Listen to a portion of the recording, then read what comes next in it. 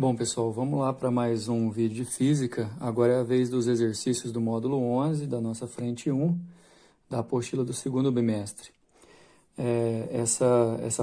Esse módulo faz parte daquela síntese que eu consegui fazer com vocês, dos módulos de 9 a 12, falando basicamente sobre os fenômenos de mudanças de estado físico, a diferença entre calor específico, sensível e calor latente, e a influência do meio externo, né, em termos de pressão atmosférica, nos fenômenos que envolvem a mudança de estado das substâncias. Inclusive, por falar em mudança de estado, é importantíssimo a gente dominar também né, o nome, né, saber que o significado de fusão, de vaporização e das demais mudanças de estado.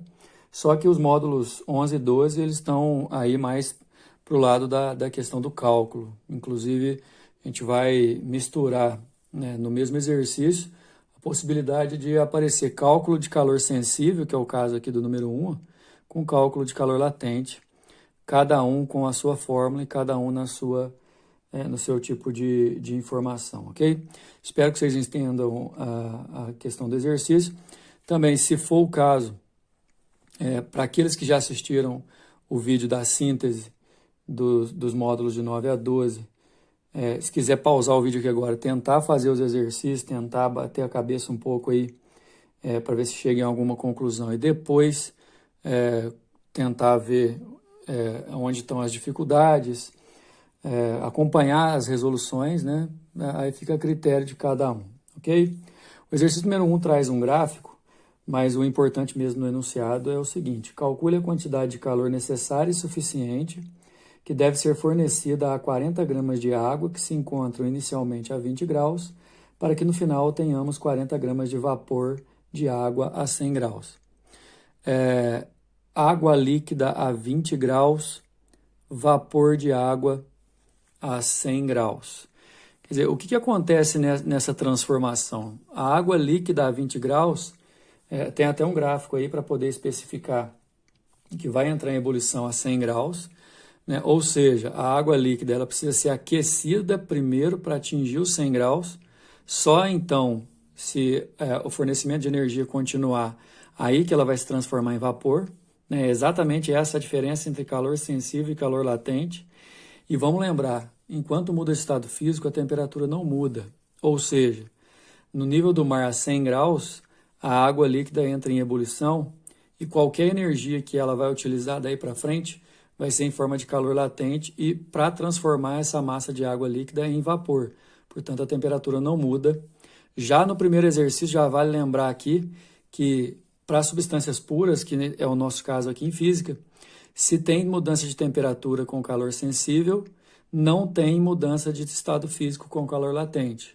Se tem mudança com calor latente, a temperatura permanece a mesma, não tem calor específico sensível. Então, o exercício pede para a gente calcular qual que é a quantidade total.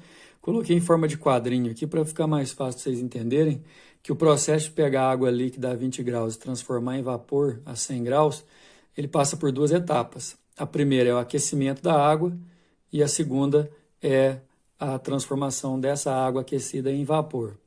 No primeiro, calor sensível, a fórmula que a gente conhece, né? O famoso quimicão. No segundo, calor latente, fórmula também que vocês já conhecem aí das aulas anteriores, o famoso quimilat. Quer dizer, a soma dos dois processos vai me dar a energia total que o exercício está pedindo. 40 gramas é a massa, 1 é o calor sensível, de 20 para 100 graus para começar a ebulição. A temperatura varia 80 nessa multiplicação. Naquela primeira fase, ali 3.200 calorias. Na segunda fase, 40 gramas e 540 é o calor latente de vaporização da água. Isso aí o exercício fornece, você não precisa decorar. Você multiplica, dá 21.600 calorias. Um dado importante, né, você pode reparar que a quantidade de energia para mudar de estado é extremamente maior do que a quantidade de energia para mudar a temperatura. É muito mais difícil, em termos de energia, você mudar o estado físico do que propriamente a temperatura. Só que o exercício pediu para a gente fazer a abordagem em relação ao processo todo, que eu disse agora há pouco, dividido em duas etapas. Você somou as duas etapas, 24.800 calorias, se você quiser deixar assim, como não tem opção para marcar, ele não faz exigência nenhuma de qual que é a unidade, mas podia falar que é 24,8 quilocalorias também, é a resposta do número 1, ok? O número 2 também é uma perguntinha rápida, ele fala o seguinte, ó, uma fonte térmica de potência constante gasta 10 minutos para aquecer 50 gramas de água a zero até 20 graus. Então, aquecer a água de 0 até 20 graus é variar a temperatura dela em 20 graus, portanto, variou a temperatura, é calor sensível. Para a gente poder ter um parâmetro, eu vou usar a fórmula do quimicão aqui primeiro. Massa 50 gramas, o calor específico sensível é 1, fornecido pelo exercício. 20 é a variação de temperatura. 1.000 calorias para esse processo, e o exercício falou que isso é feito em 10 minutos. Esse dado aqui é importantíssimo para nós, questão de proporção. Em 10 minutos eu consigo 1.000 calorias.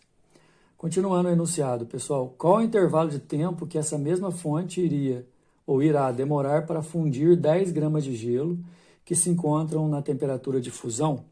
Se o gelo está na temperatura de fusão, é porque qualquer energia que chegar nele vai derreter, né? Vai mudar o estado. Se muda o estado, é o que me late. São 10 gramas de gelo, calor latente de fusão 80, que o exercício forneceu. Quer dizer, então, que para derreter essas 10 gramas de gelo que já estão na sua temperatura de fusão, eu vou gastar 800 calorias. Bom, se 1.000 calorias eu consigo em 10 minutos, 800 calorias vão ser em quantos minutos? Resolvendo aqui, a gente vai achar 8 minutos. É a nossa resposta do número 2. Bom, aqui já no número 3, pessoal, dá uma ajeitadinha aqui. Número 3 é um enunciado um pouco maior, dizendo que, desejando uma segunda opinião, o médico legista, após remover o cérebro de um crânio, mediu sua massa, que era de 1.600 gramas, né, 1,6 kg, envolvendo em um saco plástico, e em seguida colocou em uma caixa com 2 kg de gelo a temperatura de 0. Vamos lá. O gelo já está pronto para derreter. De repente, o que vai acontecer? Eu vou pegar calor do cérebro e passar para o gelo, e aí alguma parte do gelo vai derreter. Vamos lá. A caixa térmica foi então enviada para o segundo médico, longe dali. Ao recebê-la, o segundo médico constatou que a presença de 100 gramas de água no interior da caixa. Tá vendo? Quer dizer, daqueles 2 kg de gelo, 100 gramas derreteram. Certo? Ajeitar o foco aqui, só um minuto. Beleza? Continuando. 100 gramas de água no interior da caixa obtidas do derretimento de parte do gelo em função do calor cedido pelo cérebro até que se estabeleça o equilíbrio térmico. Considerando que a